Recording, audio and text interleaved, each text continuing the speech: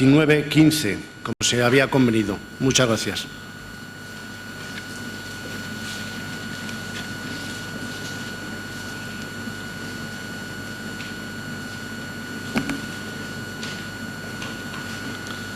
Vamos a dar paso a la última ponencia magistral de esta mesa.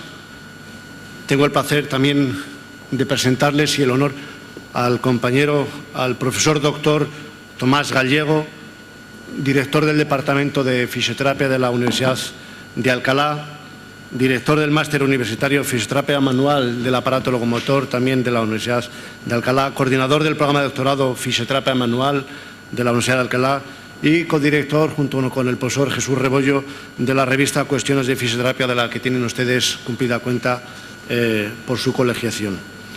Nos va a hablar de, les digo exactamente el título, Diagnóstico en Fisioterapia, del laboratorio a la clínica. Nos va a hacer una visión de cómo surge el concepto, cómo ha ido evolucionando a lo largo de los tiempos y cuáles son las tendencias actuales y la visión de futuro. Muchas gracias, sinceramente, por poder contar con su presencia, cuando quiera.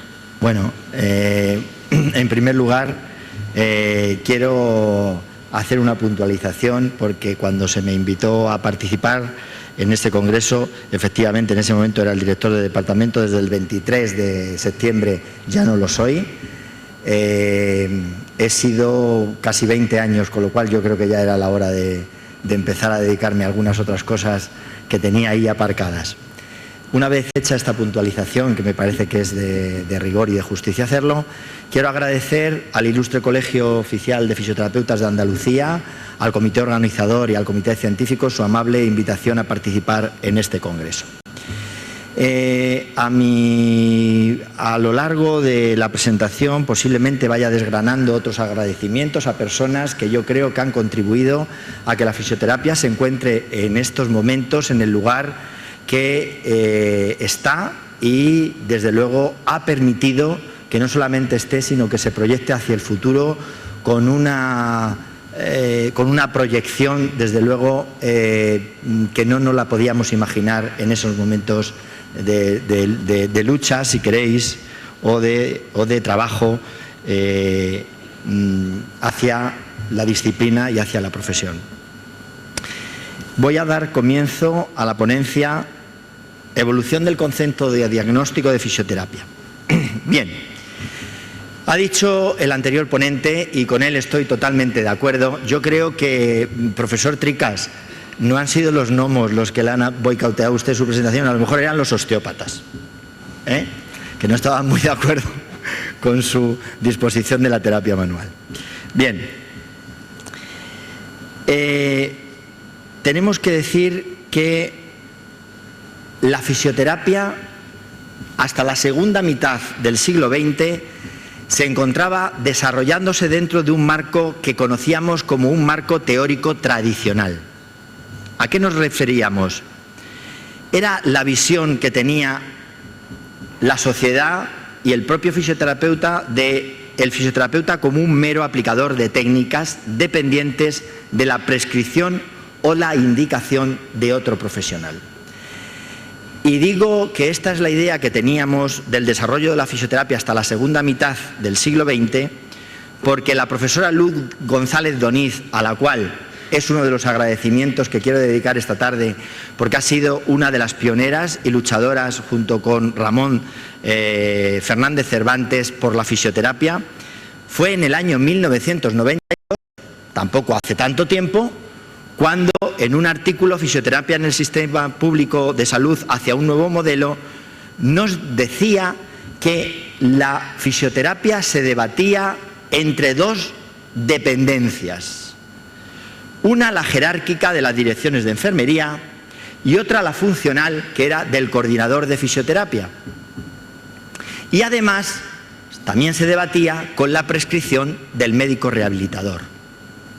Esto era lo que ocurría en la realidad en la España de los años 90, sobre todo en los hospitales, en los centros de, digamos, públicos de salud. Un texto inédito, la fisioterapia, que veis ahí, que lo publican estos tres autores, pero que no tenemos de ellos publicación, digamos, contrastada, es decir, está publicado en ninguna revista científica, decían: mientras los fisioterapeutas basen su entendimiento de salud, enfermedad y curación en modelos médicos, cooperando y coordinándose con los médicos en el trabajo, la nuestra será una profesión paramédica y dominada.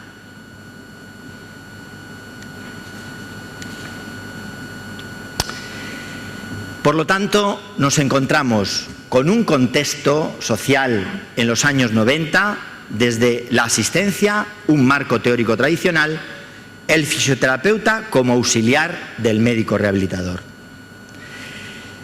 El fisioterapeuta, por lo tanto, como un mero aplicador de técnicas.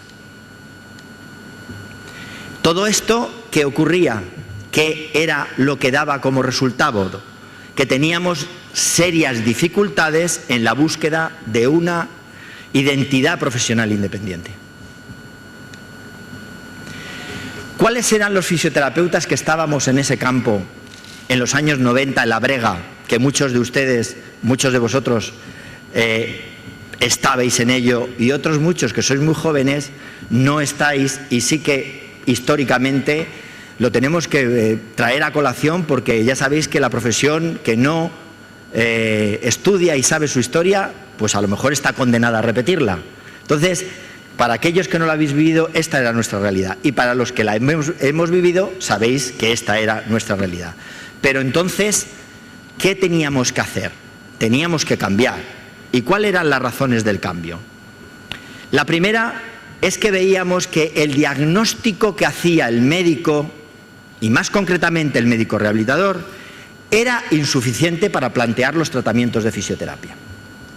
Imaginaros, diagnóstico de médico rehabilitador: prótesis de rodilla, prótesis de cadera, trombosis cerebral. Eso nos llegaba a los fisioterapeutas de los años 90 en la ficha de prescripción del médico rehabilitador. ¿Y qué? ¿Y qué? ¿Prótesis de rodilla? ¿Y qué? En segundo lugar, la elección de conocimiento y dominio de métodos y procedimientos por el médico rehabilitador. El médico rehabilitador se permitía el decirnos qué técnicas teníamos que aplicar. Oiga, y si yo no me he formado en la que usted me aplica, en la que usted, ¿qué hago? No le trato al paciente, voy y me fustigo delante de usted por no haberme ido a hacer un curso sobre lo que a usted le gusta, o ¿qué hacemos exactamente? ¿Cuál era el panorama? Y en tercer lugar, la rigidez de tratamiento de principio a final. Es decir, usted me manda este tratamiento y aunque el paciente evolucione, que yo lo estoy viendo, que soy el profesional, yo no lo cambio. Pues vaya panorama. Bien, estas eran las razones que los fisioterapeutas esgribíamos desde el punto de vista intelectual para decir: tenemos que cambiar. Esto no puede continuar así. ¿Cuáles fueron los motores que nos ayudaron al cambio? Pues miren ustedes. Algo fundamental: la incorporación de los estudios de fisioterapia a la universidad. Clave. La incorporación de los fisioterapeutas a la docencia universitaria. Más clave aún. Había en los años 90 escuelas que surgieron de la mano de fisioterapeutas que se encargaron de crearlas, de ponerlas en marcha.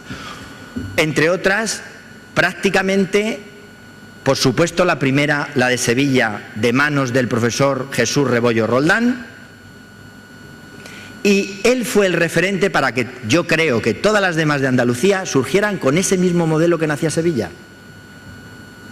En Madrid, la de Alcalá, de mi mano, nada importante, perentorio, cualquiera hubiera podido hacerlo.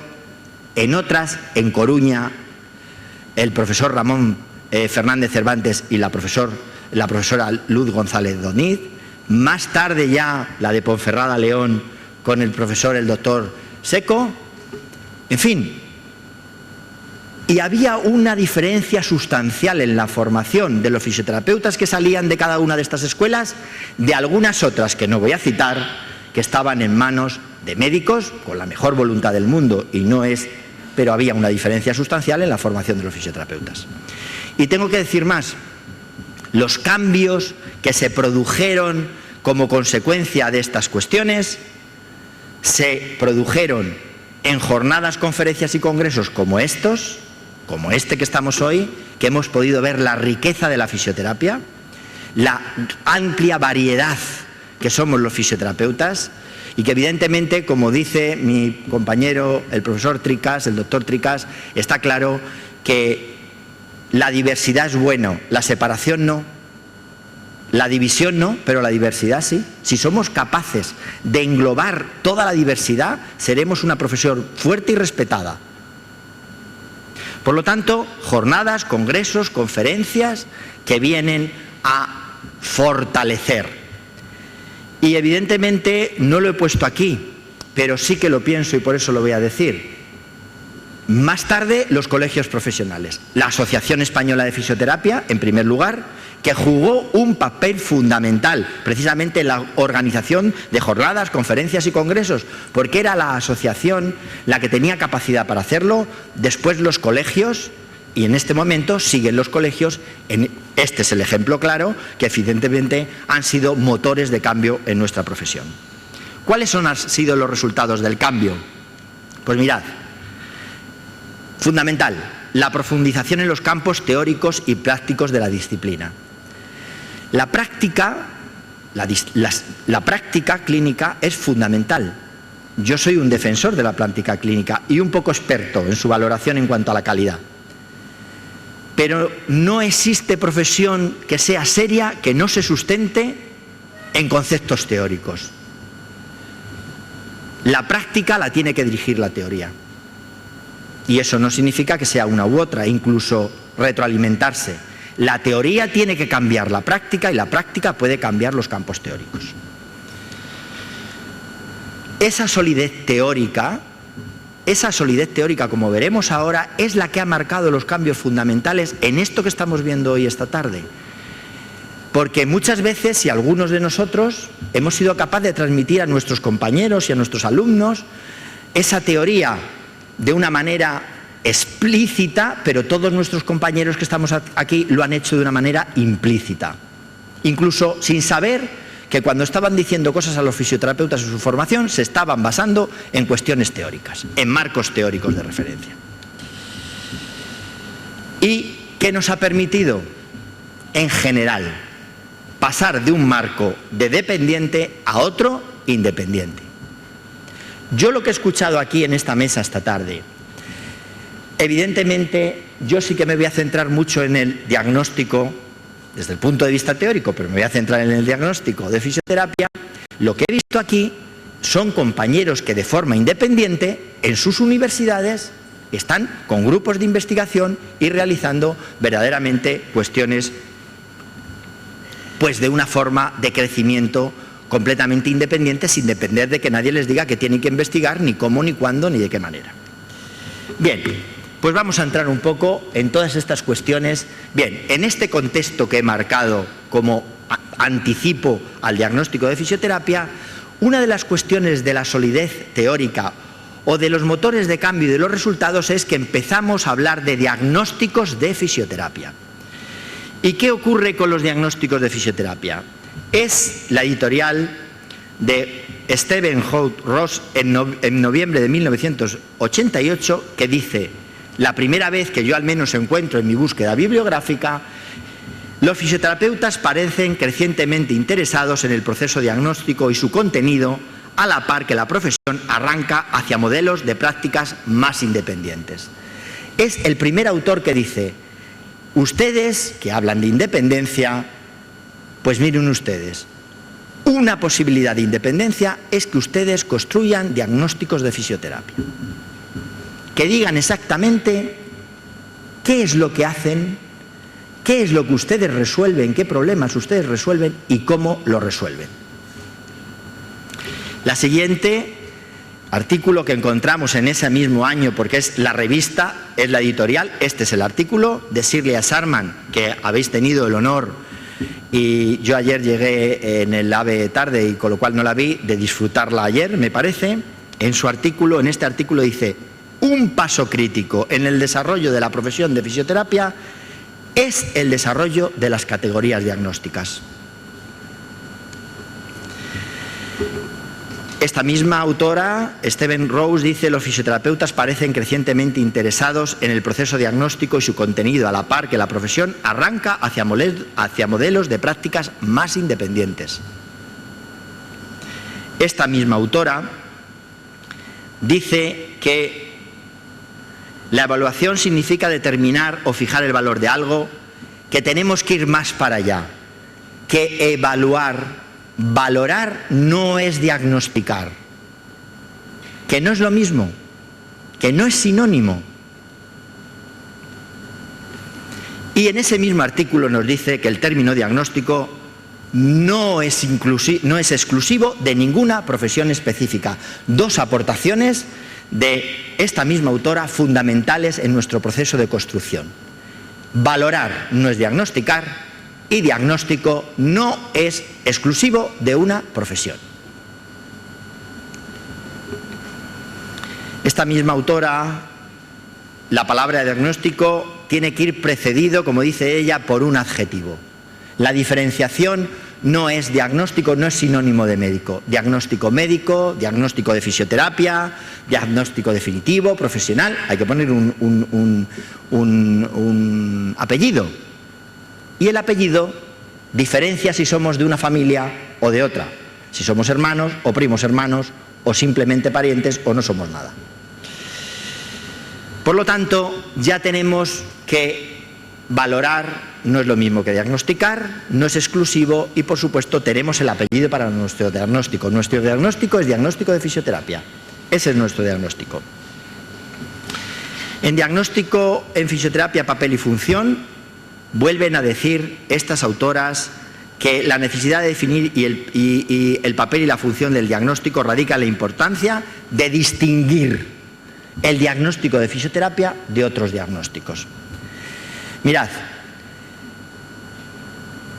si nosotros le ponemos el mismo nombre que otras personas a lo mismo, o somos la misma profesión o estamos copiándole al otro.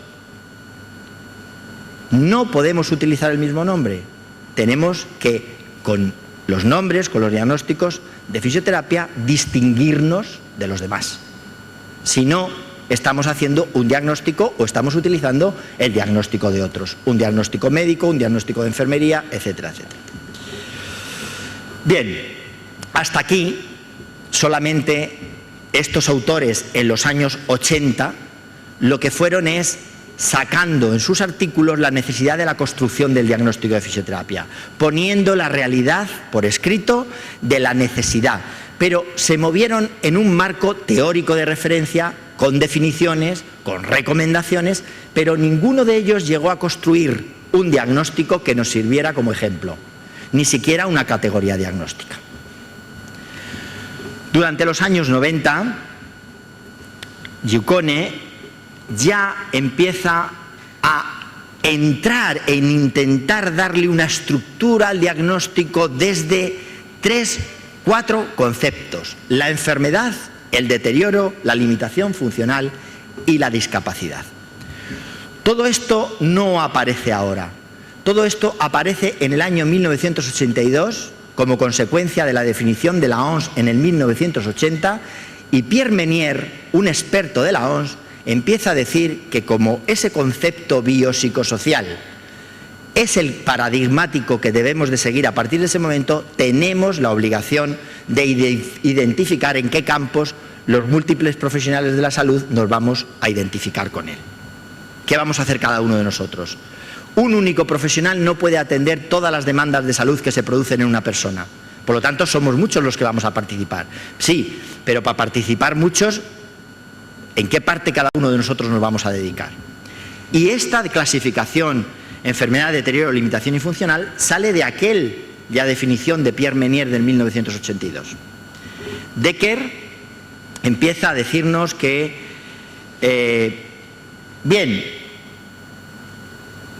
que no parecen estar disponibles aún así, aunque ya hemos dicho deterioro, limitación, lo que será la CIF posteriormente, que muy bien, pero que no tenemos dispuesto ninguna categoría, ningún estudio, ninguna herramienta donde esto se contemple y que nosotros lo podamos aplicar en la práctica. ¿Que dónde está? ¿Que cuándo lo vamos a hacer? ¿Que cómo lo vamos a hacer? Bien, a partir de este momento de los años 90 empieza a tomar sustancia uno de los modelos que van a tener y que en este momento todavía tienen, digamos que relevancia. Habéis tenido también esta mañana o ayer por la tarde a Herkens, ¿no?, que ha hablado de estas cosas y que está todavía en su paradigma de la ICID y de la Clasificación Internacional del Funcionamiento de la Discapacidad y de la Salud. Pues este es uno de los modelos que en los años 90 empiezan a tener cierta relevancia para su aplicación. Digamos que hasta aquí os he presentado un poco el marco teórico, cómo llega, cómo empezamos a desarrollar la ICIDH, algunos autores como Herkens. Digamos que es el mundo anglosajón. Y en los años 90 aparece otro modelo, el modelo francés, con Éric Biel, que todos le conoceréis bien. Empieza con Michel Gueda, donde empieza exactamente a hablar de los campos de reflexión, vuelve a repetir un poco, hay que diferenciarse del modelo médico, nosotros no somos médicos, tenemos que diferenciarnos, tenemos que construir diagnósticos que nos identifiquen, que verdaderamente sean distintos. Bien, y empiezan a generar, digamos que la definición de la fisioterapia, que es la patología del movimiento humano. Todo esto lo empiezan a elaborar sobre todo Éric Biel y el modelo francés. En ese mismo año, Éric Biel publica su diagnóstico fisioterapéutico, fisioterápico, concepción, realización y aplicación en la práctica libre y hospitalaria. Y hace dos aportaciones fundamentales. La fisioterapia es la ciencia del movimiento alterado, y otra recoge las definiciones habituales de diagnóstico y concluye: la función diagnóstica tiene por objeto dar sentido a un conjunto de signos y de síntomas. Pero aquí yo os tengo que decir una cosa como lector del libro de diagnóstico fisioterápico. Yo me sentí un poco liado al leerlo, voy a decirlo así. Y evidentemente yo creo que no veo claramente la diferenciación entre valoración y diagnóstico en su libro. Yo me confundo un poco. Es decir, yo creo que valora y no acaba de diagnosticar, pero es mi opinión, ¿de acuerdo? No tiene por qué ser.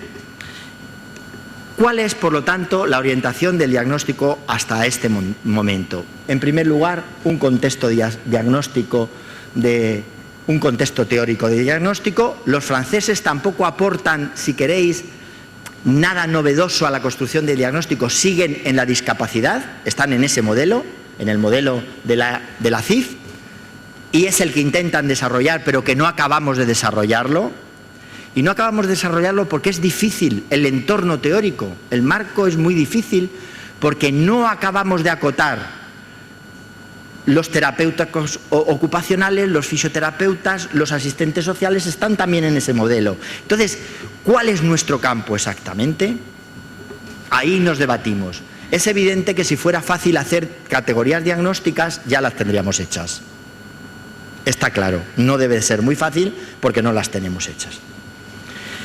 Otra de las cuestiones de orientación hasta este momento es la ICIDH como marco de construcción de los diagnósticos en fisioterapia y, finalmente, la inexistencia de una arquitectura, de una taxonomía diagnóstica definida.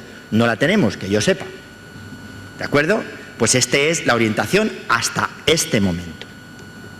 Bien, si es verdad que en la obra Bases teóricas y fundamentos de la fisioterapia, cuando hablamos de diagnóstico, sea fisioterapéutico, sea médico, no podemos abstraernos de la epistemología del conocimiento. La epistemología guía lo teórico. Pues bien, un diagnóstico forzosamente desde esa perspectiva epistemológica, donde las disciplinas científicas no pueden estar fuera de ella, forzosamente se estructura Problema, causas y manifestaciones.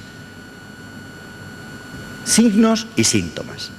Si esa estructura no la lleva el diagnóstico, no es un diagnóstico. Será una valoración, será un acercamiento al problema, como lo queráis decir, pero un diagnóstico no es. ¿Cuál es lo medular de esa construcción? Por supuesto, las causas que provocan el problema y las manifestaciones. Porque ponerle nombre al problema quizás sea lo menos importante, pero sí las causas.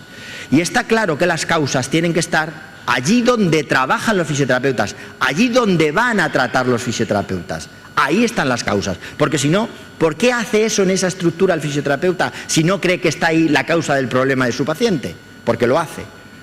Lo hace porque cree que está la causa ahí. Si no, se iría a otro lado. Por lo tanto, causas, síntomas y signos. El libro blanco de la fisioterapia propone, dentro de la estructura general del título de la asignatura Fundamento de la Fisioterapia, los diagnósticos de fisioterapia.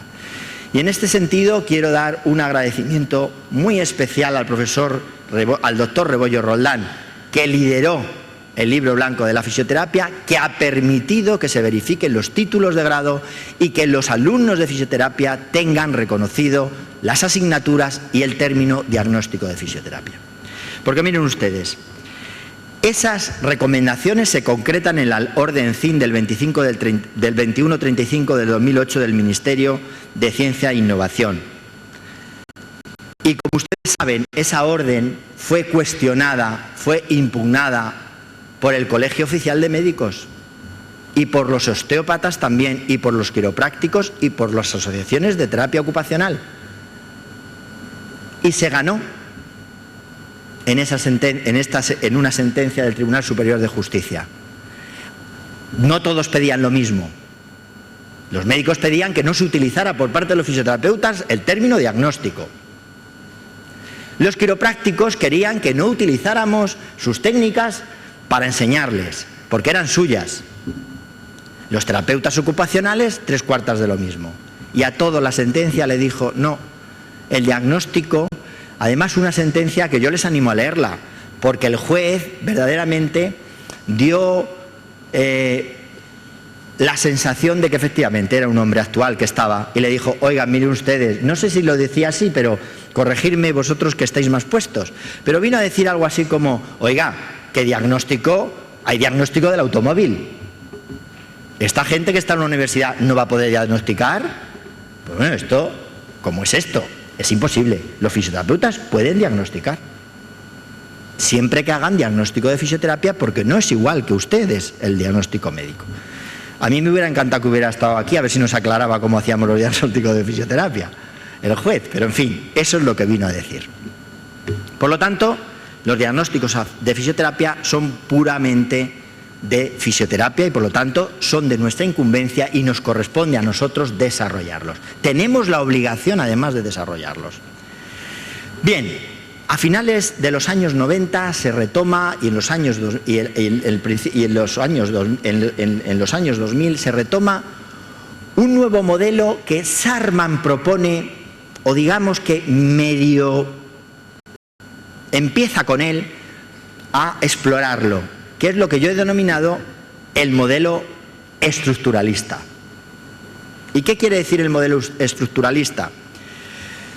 Pues Sigurd decía que 4 dimensiones para la fisioterapia es el deterioro, la deficiencia, la discapacidad y el hándicap, es decir, la CIF. El modelo estructuralista dice que los interrogantes que la disciplina fisioterapéutica tiene que resolver tienen que ver con la alteración de movimiento desde sus múltiples perspectivas diagnósticas, terapéuticas y tecnológicas. Y por lo tanto, el fisioterapeuta tiene forzosamente que fijarse en las estructuras que son las que trata, porque ahí están las causas de los problemas de sus pacientes. Por lo tanto, están en los órganos y en los sistemas, están en la fuerza, la flexibilidad, y está en las cualidades, en la coordinación, en el equilibrio, en la autopercepción. Esta mañana escuchábamos al profesor Torres Cueco que nos decía, oye, que el dolor es una cuestión de percepción nuestra o de autopercepción de nuestro cerebro. que no está en el músculo la causa. Bueno, yo ni entro ni salgo, pero quiero decir que la autopercepción desde esa perspectiva, por lo tanto, las estructuras, según el modelo estructuralista, son las que contienen las causas de los problemas.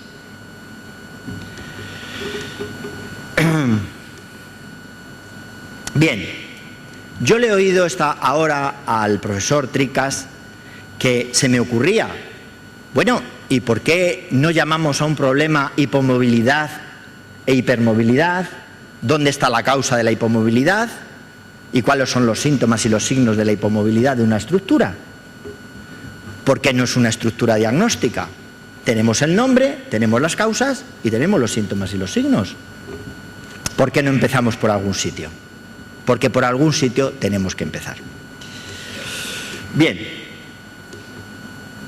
la fuerza, la resistencia, la flexibilidad, porque ¿por qué, digo yo, el fisioterapeuta intenta dar más fuerza, más resistencia, más flexibilidad? Si no cree que está ahí donde soluciona los problemas del paciente, haría otra cosa, digo yo. Bien, ¿por qué no está en el equilibrio, la coordinación, la autopercepción, ahora con toda la neurociencia? ¿Qué son estas cosas cuando tenemos un paciente con una alteración, una enfermedad neurológica? ¿Qué es lo que trabaja el fisioterapeuta? Desde luego no tiene capacidad de entrar en el cerebro y quitarle el coágulo, en fin, esas cosas no tiene capacidad. Trabaja con el equilibrio, trabaja con la coordinación, trabaja con la autopercepción del paciente. Bien, aquí nos atrevimos a hacer un ejemplo de diagnóstico de fisioterapia donde voy a intentar redondear un poco la idea del diagnóstico. Cogimos el sistema respiratorio y de respiración. Dijimos que íbamos a dividirlo en tres grandes problemas que se puede encontrar el fisioterapeuta: las alteraciones de la mecánica ventilatoria externa, las alteraciones de la mecánica ventilatoria interna y otras alteraciones. Vimos que la alteración mecánica ventilatoria interna tenía dos causas para nosotros. Lo hicimos como ejercicio de, bueno, vamos a ponernos a construir una taxonomía diagnóstica. Muy bien, muchas gracias, pero yo creo que acabo en 10 minutos, incluso antes. Bien, pues mira, las causas que el fisioterapeuta tiene acceso para poder remediar es la alteración del aclaramiento mucociliar y el edema y el broncoespasmo. Esas dos cosas podemos trabajar. ¿Y qué manifestaciones tiene? Para poder decir si es una u otra. Pues en una crujidos, tos gruesa, en otras sibilancias, tos seca. Y si identificamos estas dos manifestaciones y ya le ponemos el nombre, ¿qué le vamos a hacer? Pues este es el tratamiento que desde la fisioterapia podríamos utilizar. Muy bien, pues cuando un fisioterapeuta se encuentra con estas manifestaciones y las identifica, dice que está ante un problema de alteración mecánica del aclaramiento mucociliar, alteración mecánica del movimiento, ventilatoria interna. Y además, miraros una cosa importante a la hora de hacer este ejercicio que nos sirvió para decir, pues no estamos muy desencaminados, porque las anomalías de algunas de las dos, tanto la alteración del aclaramiento mucociliar como el edema y broncoespasmo, la pueden producir la bronquitis, por ejemplo, en uno y en otro. Por lo tanto, que a mí el diagnóstico médico me diga bronquitis, me da ciertas señales, pero yo tengo que identificar que es para mí la bronquitis, porque no es lo mismo que sea una alteración del aclaramiento mucociliar que un edema y un broncoespasmo.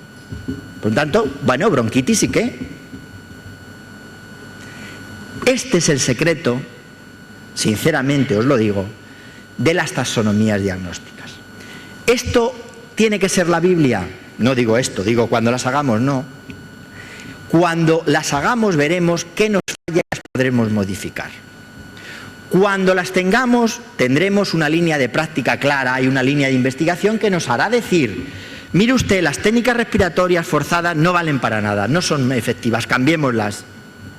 Mira, en esto, en toda la tecnología que hemos tenido, además las manifestaciones, tenemos la baja frecuencia, etcétera, etcétera, pero además hemos encontrado esto y esto ya no es válido. Pero eso no significará que no tengamos una estructura diagnóstica que nos guíe y que nos permita efectivamente defender nuestra autonomía y nuestra independencia, no por defenderla, sino por demostrar que tenemos un campo propio del conocimiento. Y ya voy a las conclusiones y me quedan exactamente 11 minutos en el relojito este que me ha puesto usted aquí, pero voy a acabar antes. Porque además, todos los que están sentados en esas sillas en todo el día son ustedes unos valientes. Bien, partimos de un marco tradicional donde nos situaba como menos aplicadores de técnicas sin otra virtud que la de habilidad práctica. Yo no es una cuestión que se lo diga a ustedes, yo me he sentido así. Un habilidoso práctico, más o menos, porque tampoco tenía que hacer nada más. Masaje, movilización, para arriba y para abajo, y se acabó el asunto. Y esperar que llegara la hora para irme a mi casa. Es verdad que como ejercía el ejercicio libre de la profesión, donde yo me sentía fisioterapeuta era con mis pacientes, porque yo sí que ahí hacía lo que creía que tenía que hacer. Pero en el hospital, un mero aplicador de técnicas. Y si me salía de la práctica, pues me costaba una bronca. Una bronca, no que me la dieran, sino tener una bronca en la mayoría de los casos. Bien, la incorporación de los estudios a la universidad y, sobre todo, los profesionales de la fisioterapia a la universidad nos ha permitido que efectivamente estemos hablando ahora aquí de principios de ciencia, de principios disciplinares, de identidad profesional. En los años 80 aparece el término de diagnóstico, no antes, ¿eh? En los 90 se intenta acotar y definir, a finales de los 90 toma verdadero cuerpo como necesidad profesional. Las dos corrientes, desde que se plantean los diagnósticos, y yo no me decanto por ninguna de ellas, sin embargo sí que para mí es más fácil una que otra, no voy a decir cuál, yo creo que a lo mejor hasta se me ha notado, y yo creo que aportaría más identidad profesional, más independencia de línea, de frontera, la discapacidad que toma como base la ICIDH o el CIF y el planteamiento estructuralista. Se pone de manifiesto que la necesidad de la conferencia de consenso de expertos, porque yo creo que aquí sí que lo tienen que liderar las organizaciones colegiales, las universidades, pero en definitiva esto quien lo puede aplicar son los profesionales y por lo tanto yo creo que debe de ser conjunto el trabajo entre universidades y organizaciones colegiales, porque nos va a permitir un lenguaje común, porque nos va a permitir una mejor atención a las personas, porque nos va a permitir una comunicación profesional mucho más ágil, porque nos va a identificar y nos va a definir y nos va a permitir diferenciarnos, facilitar protocolos, investigación, áreas de registro. Y simplemente despedirme, darles las gracias, porque a estas horas y con el tute que ustedes llevan de congreso, estar aquí, vuelvo a repetir, son ustedes unos valientes, reiterar al moderador de mesa su amable presentación, al Colegio de Fisioterapeutas y a todos vosotros, muchísimas gracias.